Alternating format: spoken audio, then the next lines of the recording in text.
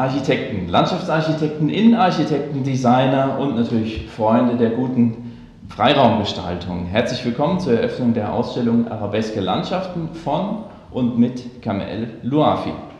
Ich bin Thomas Geuder, ich betreibe die Raumgalerie Architekturforum Stuttgart und ich arbeite außerdem als Fachjournalist für Architektur und Bauwesen für nationale und internationale Publikationen.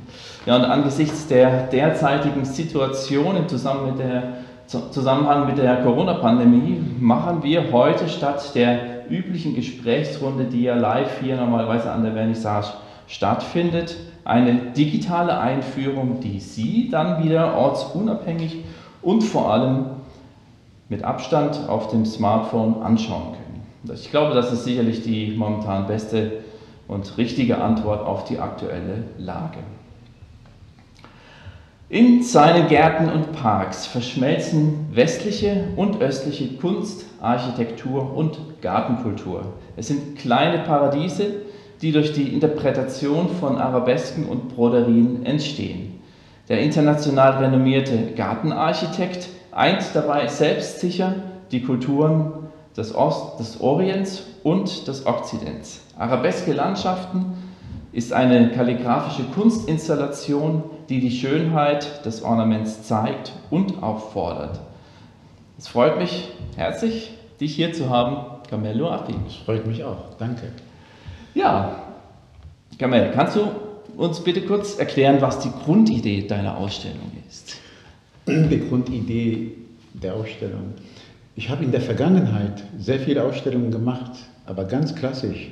Pläne, Details, Foto der Realisation, der Baustelle.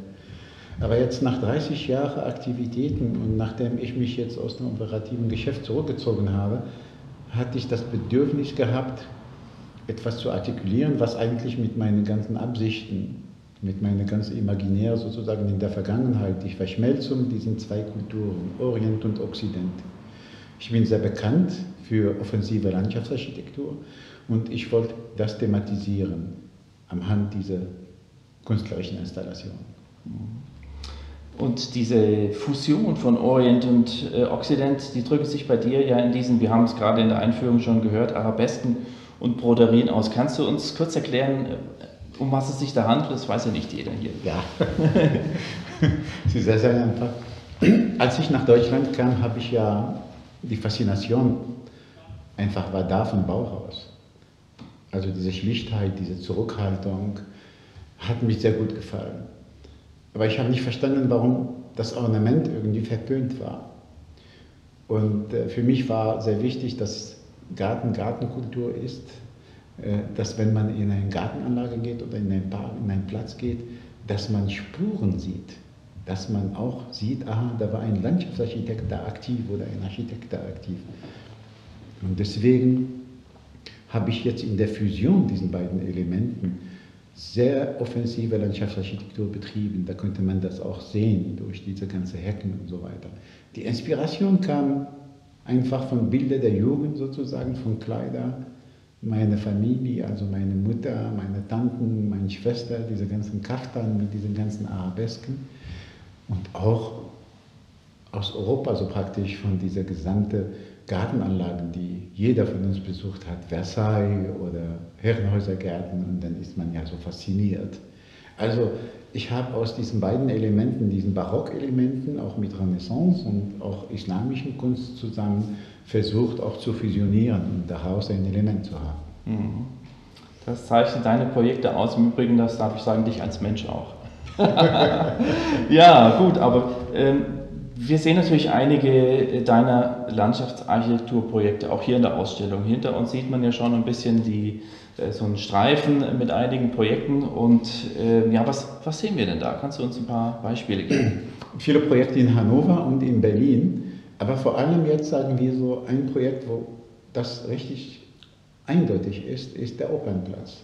In der Opernplatz, das sagen die Menschen in Hannover, in der Opernplatz, das sagen ja die Menschen in Hannover, Louafi hat ein wenig Herrenhäusergärten in die Stadt reingebracht. Es stimmt nicht so ganz, weil ich habe nicht das Ganze reingebracht, wie das aufgebaut war, aber ich habe die Heckenlandschaften wie praktisch in Herrenhäuser Gärten da ist, transformiert. Und in Hannover am Opernplatz nach einem Muster der islamischen Geometrien so verteilt, Raumverteilung und so weiter. Und dann hat ja diesen Platz Bezug genommen auf diesen Opernplatz in den Hecken. Und in den Hecken könnte man da sehen, die gesamte Arabesken, die dort interpretiert auch als ein Tanzmoment sozusagen. Die Hecken variieren in ihren Höhen und ihren Tiefen. Ich habe immer versucht, diese Mischung einfach in meiner Arbeit zu haben und dass man praktisch wirklich hinterher, man sieht auch nach vielen Jahren, wie, also in Luxemburg, das möchte ich, wenn das so bleibt, dass diese Hecken auch in 300 Jahren zu sehen sind. Deswegen haben wir die bestückt auch mit, auch neben der Heckenlandschaften sozusagen mit Kunstobjekte, die genauso aussehen wie die Hecken auch. Das sind Bronzen, die praktisch auch verschiedene Kulturen dokumentieren, aber die sind auch als Leitmotiv für einen Gärtner. Der Gärtner kann nach 10 Jahren, 20 Jahren, 100 Jahren, wenn wir nicht mehr da sind, ausstauben, nach 200 Jahren genauso die Hecken nochmal schneiden. Mhm. Hoffentlich. Das hoffen wir auch. Ja, wir können es nicht kontrollieren. Ja. Wir sehen ja auch, du hast es gerade erwähnt, hier einige tanzende Figuren und Menschen auf den Bildern. Wie hängt das zusammen mit deiner Gestaltung? Ja, das hat ein bisschen so mit der Arabesken was zu tun. Also diesen Arabesk ist auch eine Tanzform sozusagen. Und ich hatte auch in Hannover ein Projekt, der hieß Ballett der Vogelscheuchen. Also ich hatte auch Strukturen, die praktisch ein Ballett auch ausgedruckt hatten.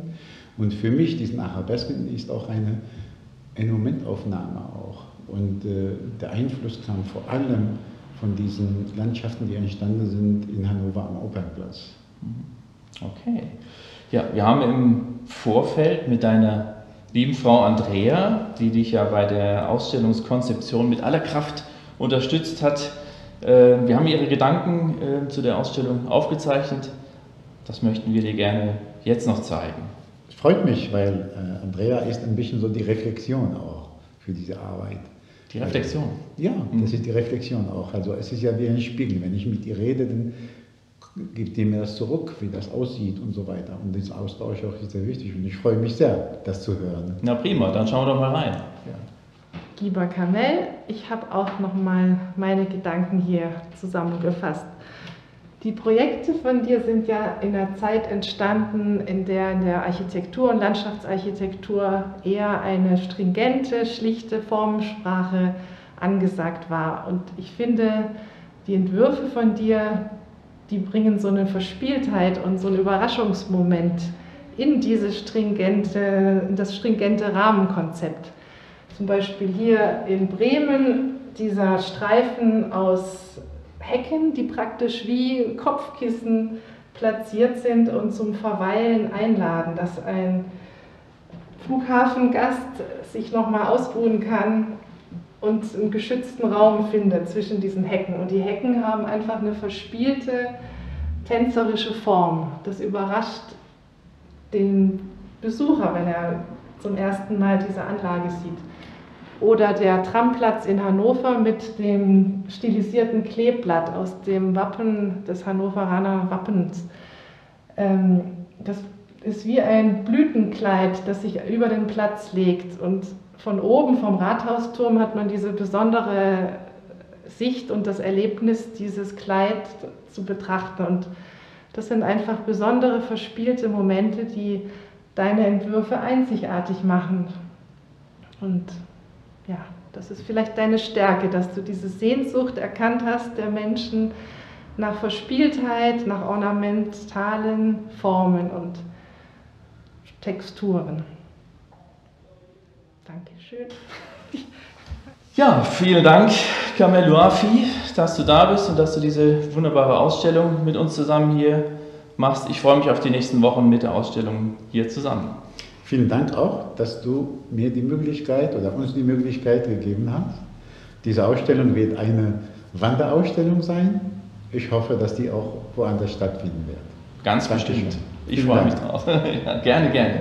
Ja, die Ausstellung wird dann noch bis 10. Oktober hier in der Raumgalerie Architekturforum Stuttgart zu sehen sein. Und das dürfen Sie sich schon mal vormerken, der 19. August 2020 Da werden wir ein digitales Raumgeflüster machen, das heißt, Raumplausch heißt das. Da werden wir, Kamel und ich, uns digital zusammenschließen und einfach dieses Thema des Ornaments, der Arabesken und der Broderien und so weiter nochmal vertiefen. Ins Detail. Ja, ins Detail, genau.